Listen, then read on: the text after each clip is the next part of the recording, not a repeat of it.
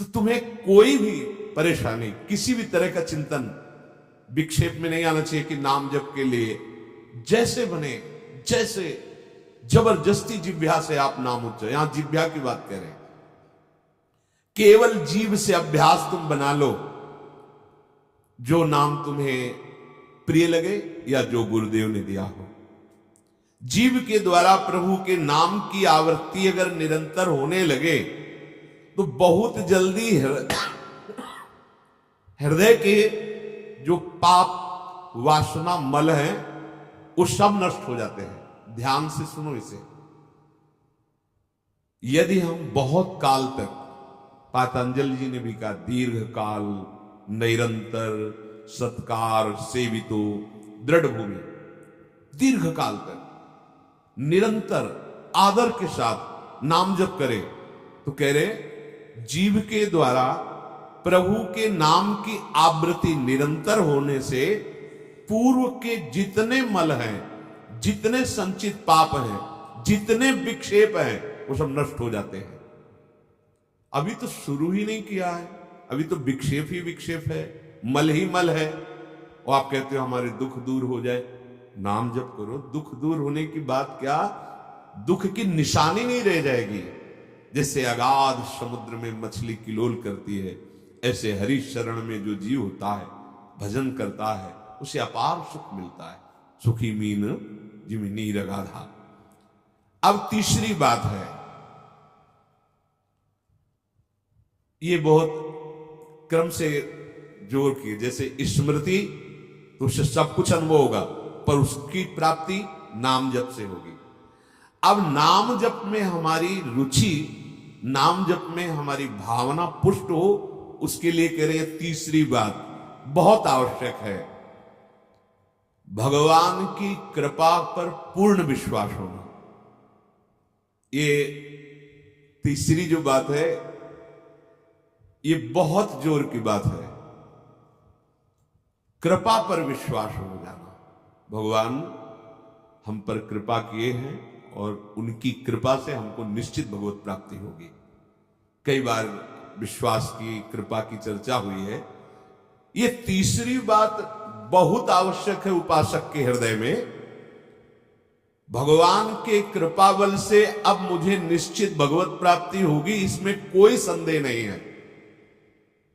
देखो, पहली बात, स्मृति से सब कुछ प्राप्त हो जाएगा, पर बड़ा कठिन है, क्योंकि स्मृति तो हमारी जगत के भोगों की चल रही, संसार की, देह की। तो बोले नाम जप जो है वो आपकी स्मृति को जागृत कर देगा। जितना आप अधिक नाम जप करेंगे, आपके पाप सब नष्ट हो जाएंगे। तो नाम जप में भी बराबर तो हिम्मत नहीं पड़ रही, आध घंटा थोड़ा समय नाम जप। कोई साधु महात्मा एकांतवास करके 24 घंटे प्रयासरत, उनकी बात हो सकती है। हमें तो जब मिला समय तब भले नाम, अभी इतना अभ्यास नहीं। तो बोले निरंतर नाम जप और स्मृति दोनों को जागृत करने की सामर्थ्य तीसरी बात में है। भगवान की हम पर बहुत कृपा है।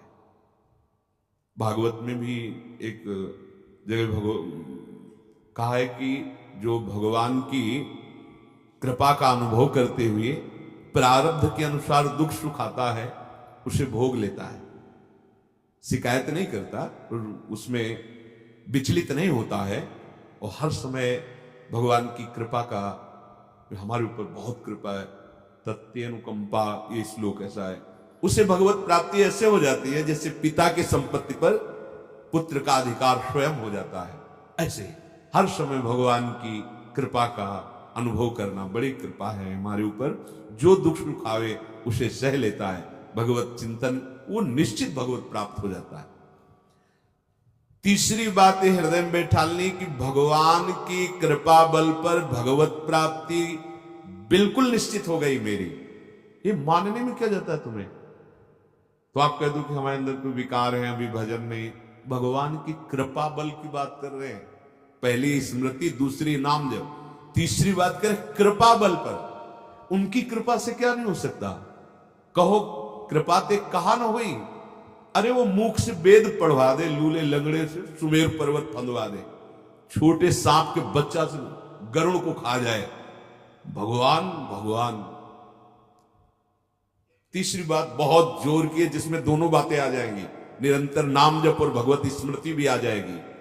प्रभु के कृपा बल से प्रभु की प्राप्ति में अब कोई संशय नहीं है। ये भी सुबह कहा था जो साथ के पास कि तुम चिंता मत करो, बस जो हम कह रहे हैं निषेधात्मक जो बातें उनको तुम मत करना, तुम पड़े रहोगे तो भगवत प्राप्ति हो जाएगी। क्योंकि हम हैं किनके, श्री जी के। यहां जो भी आप छोटी सी भी चेष्टा कर रहे हैं, बहुत बड़ा भजन हो रहा है, महल में है, वृंदावनेश्वरी के धाम में है, एक छोटी सी भी चेष्टा, जैसे कहीं सोनी लगा दिया, कुछ भी जो भी चेष्टाएं कर रहे हो, खान पान संबंधी भी जो चेष्टाएं कर रहे हो, आपका भजन या फिर स्वार्थ अपने भजन गए, तुम चिंता मत करो भगवत प्राप्ति की। ये हम केवल निज जनों से नहीं, माइक से कहें कई बार कि आप सबको निश्चित भगवत प्राप्ति होनी, इसीलिए प्रभु ने धाम बुलाया, सत्संग सुनाया। अगर प्रभु को अपनी प्राप्ति न कराना होता तो संयोग क्यों देते, हम फंसे होते माया प्रपंच में। तो तीसरी बात कि अब हमें कोई संशय नहीं, मेरे को भगवत प्राप्ति निश्चित होगी, क्योंकि मुझे भरोसा है श्री जी का, मुझे भरोसा है वृंदावन का, मुझे भरोसा है आचार्य और गुरु का। अब ये बातें हमें डर पाओगे, हाँ हमारी कमजोरी है, हम अभ्यास कर रहे हैं भजन का, पर अब मुझे ये नर्क स्वर्ग अपवर्ग आसने ये आ गया भरोसे से, ये कृपा का भरोसा हुआ तो बात आ गई।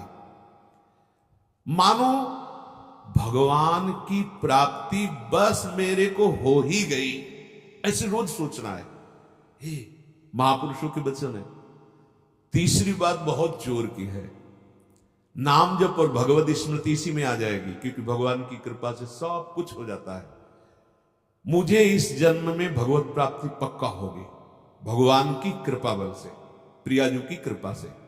अब मुझे ऐसी भावना करनी कि बहुत जल्दी भगवत प्राप्ति मेरे में अब अनुभव हो रहा है कि प्रियालाल की कृपा बढ़ रही, विकार क्षीण हो रहे, भाव बढ़ता जा रहा है, मुझे बहुत जल्दी भगवत प्राप्त, ये सोचना है, सोचना है। जब हम गंगा किनारे भ्रमण कर रहे थे तो एक लाल जी योगी नाम के महात्मा थे, तो रात्रि में, प्राय संत जन रात्रि में जगते हैं, तो उनसे मिलने गए, तो रेत में ऐसे कपड़े का तंबू उसी में थे। उन्होंने कहा देखो तुम्हें जो बनना है वो सोचो, जो सोचोगे वही बन जाओगे। तो छोटी सी डायरी रखते थे, लिखा उसी समय, आज भी वो लिखी रखी, जो तुम्हें बनना है वो सोचो, वैसा सोचो, जैसा सोचोगे वैसा तुम बन जाओगे। सोचो, भगवान की हम पर बहुत कृपा है, हमारे अंदर दैवी संपदा बढ़ रही है, विकार धीरे धीरे क्षीण हो रहे हैं, मतलब मुझे प्रभु मिलने वाले हैं, मुझे प्रभु मिलने वाले। आप देखो इसका प्रभाव देखो, प्रभु की कृपा से अवश्य अवश्य अवश्य मुझे भगवत प्राप्ति होगी। बस अब तो भगवत प्राप्ति होगी ही, क्योंकि प्रभु की कृपा है। ये शब्द पकड़ो, अंदर तुम्हारे अंदर अपने में कोई बल नहीं, अपने में कोई साधना नहीं, पर यहां कृपा की बात है, भगवत कृपा, भगवत कृपा बल। अपनी असमर्थता, बहुत अमृत में वचन है, अपनी असमर्थता, अपनी अयोग्यता, अपना अनाधिकारपन, ये है क्या, मैं अधिकारी नहीं हूं भगवत प्राप्ति का, मैं योग्य नहीं हूं भगवत प्राप्ति, मेरे में कोई सामर्थ्य नहीं, ये है। पर भगवान की कृपा से मुझे इतना विश्वास हो गया कि मुझे भगवत प्राप्ति होगी। अब क्या समस्या है, देखो बहुत आनंद की बात है, मुझे भगवत प्राप्ति होगी भगवान की कृपा से, श्री जी की कृपा से। ये शब्द इतना असीम प्रभावशाली है कि आप जो ही ये बात हृदय पे लाएंगे तो आपके सारे दोष, विकार, विघ्न, अड़चने, बाधाएं ये नष्ट होती चली जाएंगी। ये देखो महापुरुषों के अनुभव होते हैं। मत चित्ता सर्व दुर्गाणि मत प्रसादात तरिष्यति, भगवान कह रहे मत चित्ता सर्व दुर्गाणि मत प्रसादात तरिष्यति। सारे के सारे विघ्न, सारे के सारे दोष, सारे की सारी भगवत प्राप्ति में जो अड़चने हैं वो भगवान की कृपा प्रसाद से नष्ट हो जाएंगी और मुझे भगवत प्राप्ति होगी। मत चित्ता सर्व दुर्गाणी मत प्रसादात, साधन प्रसादात नहीं कह रहे यहां, समझो, मत प्रसादात तरिष्यति, तू तर जाएगा मेरी कृपा से। ये मेरे प्रभु की घोषणा है कि मेरे प्रसाद से, मेरे अनुग्रह से तुम्हारे सारे विघ्न नष्ट हो जाएंगे और तुम त्रिगुणात्मिका माया को लांघ करके मेरे को प्राप्त कर लोगे। बस मेरी कृपा पर विश्वास करो, मेरी कृपा पर मत चित्त बन जाओ, अपने चित्त को मेरे में अर्पित कर दो। प्रभु की कृपा का भरोसा इतनी जल्दी दिव्य सद्गुण लाता है, ये पक्की बात है। जो दिव्यता आती है भागवती, वो भगवत कृपा से आती है, और ये कृपा तभी अनुभव में आती है तो, पर अनुभव में तभी आती है जब ये बात आ जाती है कि मैं असमर्थ हूं, मैं अयोग्य हूं, मैं अनाधिकारी हूं।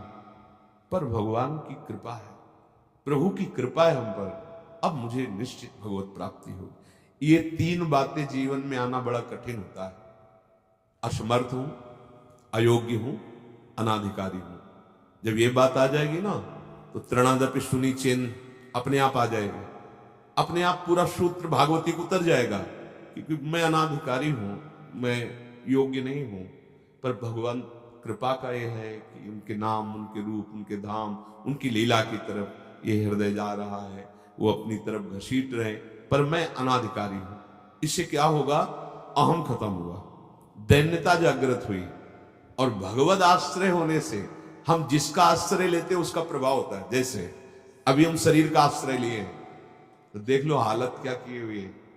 ये शरीर, ये संसार विषम कहा गया है। देखो कैसी हृदय की जलन, अशांति, भोग, वासनाएं, ये सब किसके आश्रय से? शरीर आश्रय से। अभी भगवद आश्रय, अंदर से भगवद आश्रय, अंदर की बात है। यहां मैं अनाधिकारी हूं, योग्यता मेरे में नहीं है, मैं किसी योग्य नहीं हूं, पर प्रभु की कृपा हम पर है, निश्चित मुझे भगवत प्राप्ति होगी। कह रहे इसका इतना बड़ा प्रभाव है कि इसमें जो सामर्थ्य जागृत होती है, भागवतिक सद्गुण जागृत होती है, वो किसी साधना से नहीं, इससे बढ़कर कोई दूसरा उपाय नहीं है। विश्वास भगवत कृपा पर। तुलसीदास जी भी महाराज कहते हैं कि वस्तुतः मेरे में कुछ नहीं है, पर है तुलसी प्रतीत एक प्रभु मूर्ति कृपामयी है। मेरे में ऐसा कोई सद्गुण नहीं कि मैं अपने प्रभु को रिझा सकूं, पर यह विश्वास है कि मेरे प्रभु कृपा में है, कृपा मूर्ति है। अपने साधनों पर जो विश्वास करता है, अपनी जितेंद्रियता पर जो विश्वास करता है, वो गिर सकता है। लेकिन जिसको अपनी अयोग्यता का भान हो गया है और प्रभु का भरोसा हो गया है, उसे कोई नहीं गिरा पाएगा, पक्का। बच्चा बन जाओगे, अयोग्य हूं, पर आपका भरोसा, तो कोई प्रश्न नहीं आएगा जीवन में।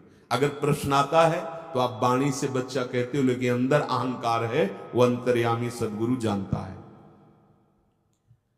मोमन कबहु तुम्हें ही ना लागु, ज्यों छल छाण स्वभाव निरंतर रहत विषय अनिराकुल। अगर हम अपने साधन की बात करें तो वह अच्छा साधन तो विषय का कर रहा है मन। देखो हम कोई पद्मासन लगा के किसी विषय का ध्यान नहीं करते, बहुत सुंदर बात। मोमन कबहु तुम्हें ना लागु, ज्यों छल छाणी स्वभाव निरंतर रहत विषय अनुराग। भक्ति में तो छल कर रहा है, लेकिन विषय चिंतन में छल नहीं कर रहा, ईमानदारी से, सच्चाई से विषय चिंतन कर रहा है। मेरा मन हे प्रभु कभी आप में ऐसे नहीं लगा जैसे विषय में ये छल छाड़ कर स्वाभाविक लगता है। विषय में कभी किसी को मन लगाना नहीं पड़ता है। देखो, विषय में कभी किसी को मन लगाना नहीं पड़ता, स्वाभाविक लगा रहता है, निरंतर लगा रहता है। और अटल लगा रहता है। देखो, अटल का मतलब बस वो यही शब्द स्पर्श रूप रसगंध इन्हीं में घूमेगा। कभी वो हट करके ऐसे प्रभु में लगा जैसा विषयों में लगा है। ज्यों छल छाण स्वभाव निरंतर रहत विषय अनुराग। मेरे मन की दशा, मेरे इंद्रियों की दशा आपके अनुकूल नहीं है प्रभु, ये विषय के अनुकूल है। पर प्रभु मेरे मन में एक विश्वास हो गया है कि आपकी मूर्ति कृपामयी है और जीव ने नाम की ओट ली है तुलसी परतीत एक प्रभु मूर्ति कृपामयी है और नाम की ओट जीव ने ले ली है। बस अब सब कुछ हो जाएगा। चौथी बात, प्रत्येक प्राणी में, संसार की प्रत्येक वस्तुओं में मेरे प्रभु समाये हुए हैं। यहां सिद्धावस्था आती है। ये तीन बातें बहुत जोर की। पहली भगवत स्मृति, इसी में सब कुछ हो जाता है, पर बड़ा कठिन है। इसलिए नाम जप जिह्वा के द्वारा, उसमें भी बहुत, कहां रोज नाम महिमा सुनते हैं, इतनी प्रीति कहां हो रही। तो बोले तीसरी बात पकड़ लो कि हम पर प्रभु की बहुत कृपा है और भगवत कृपा से मुझे इसी जन्म में मुझे भगवत प्राप्ति होगी। चौथी बात, ये बहुत ही आवश्यक है, क्योंकि अगर ये नहीं तो भजन करना कठिन, बचाना कठिन, पचाना कठिन। इससे भजन तुम्हारा पच जाएगा, तुम सिद्ध हो जाओगे। जैसे चावल सिद्ध हो जाता है तो कहीं भी दबाओ उसमें कड़ापन नहीं रहता, ऐसे जो सिद्ध हो जाता है तो उसके हृदय में कठोरता नहीं रहती। प्रेम से द्रवित हृदय होता है। कठोर हृदय में ही काम क्रोध लोभ मोह मद मत्सर रहते हैं, शुष्क हृदय में, द्रवित हृदय में नहीं रहते।